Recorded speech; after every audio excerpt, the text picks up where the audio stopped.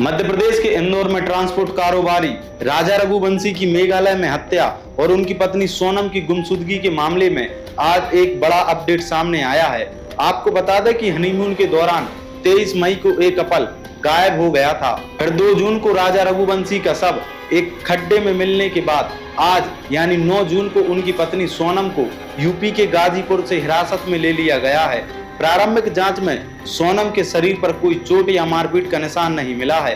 Police सूत्रों के मुताबिक सोनम का किसी युवक के साथ प्रेम प्रसंग चल रहा था। इसी के चलते उसने पति को हनीमून के बहाने मेघालय ले जाकर मौत के घाट उतार दिया। बताया जा रहा है कि सोनम के अलावा मध्य प्रदेश और उत्तर प्रदेश के ही रहने वाले 3 आरोपियों ने भी सरेंडर किया है। वहीं पुलिस एक अन्य हमलावर को पकड़ने के लिए अभियान चला रही है।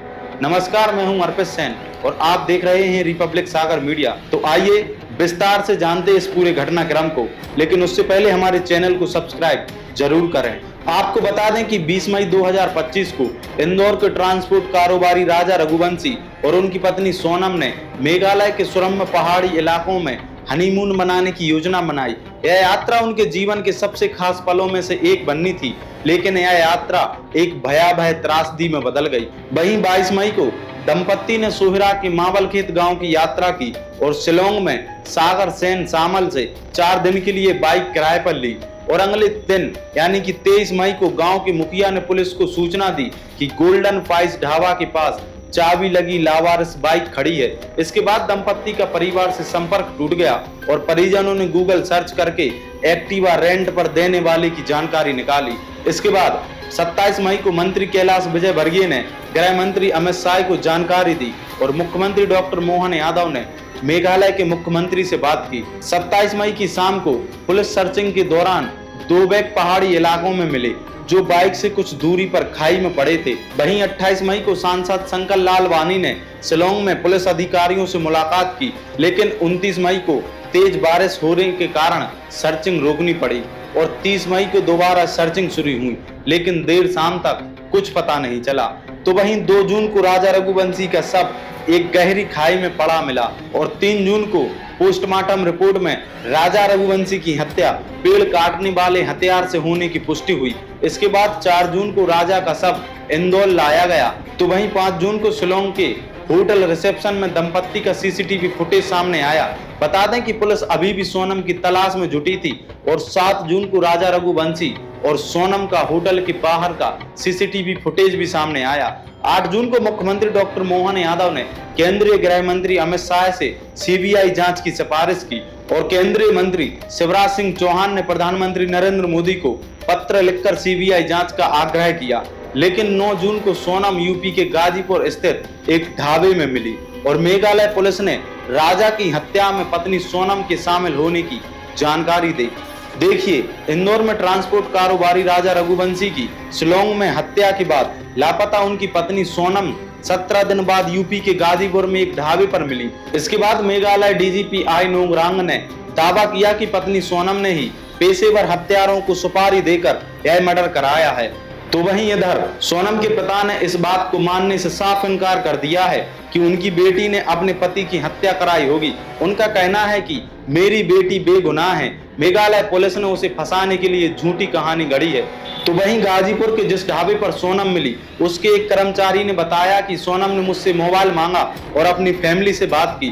फोन पर बात करते समय वह रोने लगी। इतनी देर में सोनम के भाई का मेरे मोबाइल पर कॉल आया और उन्होंने मुझे पुलिस को फोन करने के लिए कहा। ये रात का 1 बजे का बात है। तो दुकान पे वो आई थी और रोते टाइम बोल रही थी कि भैया कॉल करना है घर पे।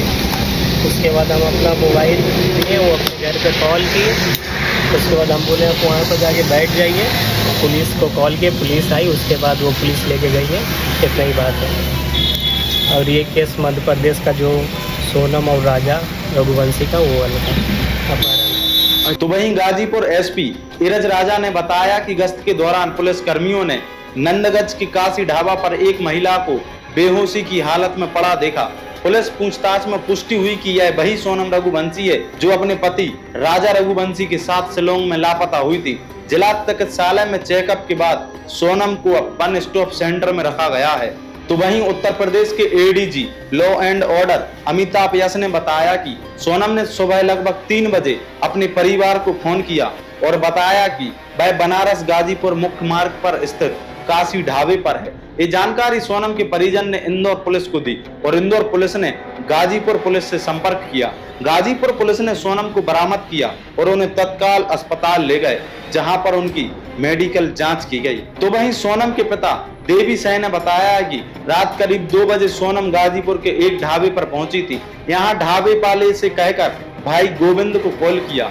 गोविंद ने गाजीपुर से अपने परिचित को वहां भेजा। इसके बाद उन्होंने सोनम से फोन पर बात कराई। पुलिस ने वहां अभी कोई जांच नहीं करी, पुलिस वहां की फंस रही है। और ये मैं सीबीआई की मांग इसलिए ही कर रहा हूं ताकि कि वो पुलिस का भी हाथ है इस केस में। ये राजा के मर्डर में वहां की पुलिस का 100% हाथ है। ये मैं गारंटी के दावे के साथ बोल रहा हूँ ये चीज। ये हमको पता नहीं कौन है, वो पुलिस बताए वहाँ की कौन है कौन नहीं है। भाई हमने थोड़ी उनको गिरफ्तार किया है कि अरेस्ट किया है। वो होटल में से दिख रहे हैं हमको, सीसीटीवी में होटल में से दिख रहे हैं वो लोग। आप इन्हीं की जांच करने का बोल रहे थे? हम इन्हीं लड़के की जांच करने को बोल रहा हूँ। तो आज 5 दिन से उन्हीं लड़के की बात करने के लिए चिल्ला रहा था। तो वहाँ का वो होटल वाला बोलता है कि हमारे कर्मचारी हैं, सीसीटीवी में आया है। मोबाइल पे अपने मीडिया वाले ने पूछा कि ना मेरे कर्मचारी हैं। तो वहाँ पे होटल वाले भी होने चाहिए इस केस में। नहीं, पहले से नहीं जानते थे, कोई किसी को नहीं जानता था। और हमारे बच्चे ऐसे थे भी नहीं किसी से फालतू बातचीत करें, क्योंकि वो तो काम वाली बच्ची थी, धंधे वाली लड़की थी। उसको दूसरे आदमी से सुबह यहाँ से भाई के साथ ऑफिस जाना, ऑफिस से घर आना। देखिए, यह घटना एक रोमांटिक यात्रा की शुरुआत से एक भयावह त्रासदी में बदल गई। राजा रघुवंशी की हत्या और सोनम रघुवंशी का लापता होना कई सवालों को जन्म देता है। तो वहीं पुलिस की जांच और मीडिया की रिपोर्टिंग से इस मामले में नए खुलासे हो रहे हैं। हालांकि इस मामले में कई पक्षों की ओर से अलग अलग बयान भी सामने आ रहे हैं, लेकिन यह स्पष्ट है कि यह घटना एक गहरी साजिश का परिणाम है। हत्या करवाई, उससे कड़ी से कड़ी सजा मिलना चाहिए।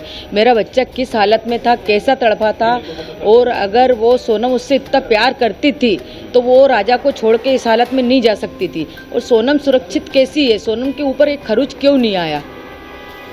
तो 3 थे, 4 जने थे, 5 जने, 6 जने, जो भी उनकी टीम थी, उनको सबको कड़ी से कड़ी सजा मिलना चाहिए। ये राज कुशवाहा कौन है जिसका नाम सुना है? ये नाम मैंने कभी नहीं सुना। सरकार से क्या मांग है? सरकार से यही मांग है कि आज समाज पे से विश्वास हटा है। हमारी समाज में अभी तक ऐसा कोई काम नहीं हुआ था, जो आज हमारी समाज में ऐसा काम हुआ है गया। तो मतलब कड़ी से कड़ी सजा दी जाए। सरकार से मेरा एक ही निवेदन है कि मेरा बच्चा किस हालत में तड़पा, उनको भी ऐसे तड़पा के मारो। कभी सोनम का ऐसा व्यवहार देखने को मिला? नहीं, कोई व्यवहार नहीं मिला मेरे को सोनम का ऐसा देखने को। शादी राजी मर्जी से हुई थी, मतलब घर वाली फैमिली के उससे ही जुड़ा गया था रिश्ता। ये वहाँ जाने को लेकर किसका प्लान था? शिलांग जाने का प्लान राजा ने बनाया था? सोनम ने बनाया था। राजा को बाद में मालूम पड़ा? राजा को बाद में मालूम पड़ा था। तो राजा से पूछा गया था कि राजा ने मेरे से पूछा था, तो उसके भाई उनसे पूछा था, उनने भी मना कर दिया था कि राजा अभी अपन को नहीं जाना, अपन बाद में चलेंगे तीनों भाई। तो उसने बोला ठीक है भैया। फिर राजा ने बोला मम्मी उसने मेरी टिकट करा ली है, बोले कि है ना हमको वहाँ घूमने जाना है। तो मैंने कि कहाँ जाना है? तो बोले सिलम जाना। मैंने कि कौन सी जगह होती बेटा ये? तो बोले यहाँ पे चाय की पत्ती उगती ना, वहाँ पे। तो वहीं यह घटना हमें सोचने पर मजबूर करती है कि समाज में रिश्तों, सामाजिक स्वास्थ्य, न्याय व्यवस्था और सामाजिक मान्यताओं के प्रति हमारी सोच कितनी प्रासंगिक और संवेदनशील है। देखिए, यह घटना न केवल एक व्यक्तिगत त्रासदी है, बल्कि यह समाज में व्याप्त कई गहरे सामाजिक मुद्दों की ओर इशारा करती है। आपके इस पूरे घटनाक्रम को लेकर क्या विचार हैं? कृपया कमेंट बॉक्स में जरूर बताएं। धन्यवाद।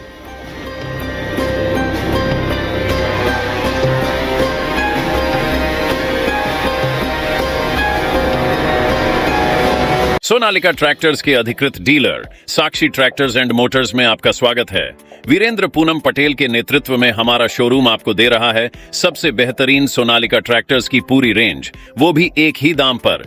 क्योंकि अब ट्रैक्टर खरीदना हुआ और भी आसान। आधार कार्ड लाओ और ट्रैक्टर ले जाओ। हमारे दमदार ट्रैक्टर मॉडल्स में हमारी DI series, GT series, Sikandar series, tiger series और वर्ल्ड ट्रैक सीरीज में विभिन्न मॉडल्स उपलब्ध हैं, जो हैं मजबूत एवं टिकाऊ और आपके खेतों का असली हीरो। यानी एक ही दाम के साथ भारी भरकम कामों के लिए सबसे भरोसेमंद साथी। हमारे यहाँ फिक्स रेट की गारंटी है। हर ट्रैक्टर एक ही दाम पर ही उपलब्ध है। इसमें कोई छिपा हुआ शुल्क नहीं, जो देख रहे हैं वही मिलेगा। साथ ही आसान फाइनेंसिंग सुविधा, क्योंकि अब ट्रैक्टर खरीदना हुआ बेहद आसान। आधार कार्ड लाओ और ट्रैक्टर ले जाओ।